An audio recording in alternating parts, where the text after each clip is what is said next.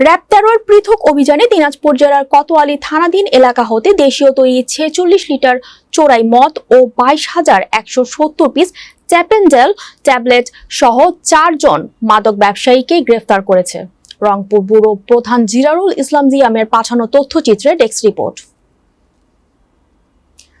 র‍্যাবের চলমান এই মাদক বিরোধী অভিযানের ধারাবাহিকতায় র‍্যাব ১৩ রংপুর সিপিসি ১ দিনাজপুরের একটি অভিযানিক দল গোপন সংবাদের ভিত্তিতে সকাল 11:30টায় দিনাজপুর জেলার কোতোয়ালী থানাধীন এলাকায় অভিযান পরিচালনা করে ধৃত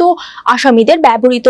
ইজি বাইক তল্লাশি করে প্লাস্টিকের ব্যাগের মধ্যে রক্ষিত দেশীয় তৈরি ৪৬ লিটার চোরাই মদ ও ২টি ইজি বাইক জব্দ সহ মাদক ব্যবসায়ী লক্ষণ হেলা, রাইস উদ্দিন, মোহাম্মদ ফজলুল হককে গ্রেফতার করে সক্ষম হয়।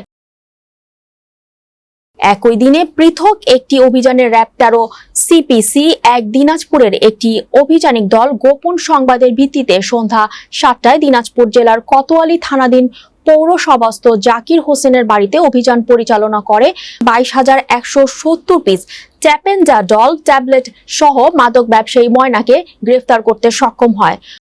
পরবর্তী কার্যক্রমের জন্য জব্দকৃত আলামত সহ ধৃত আসামিদের সংশ্লিষ্ট থানায় হস্তান্তর করা হয়েছে।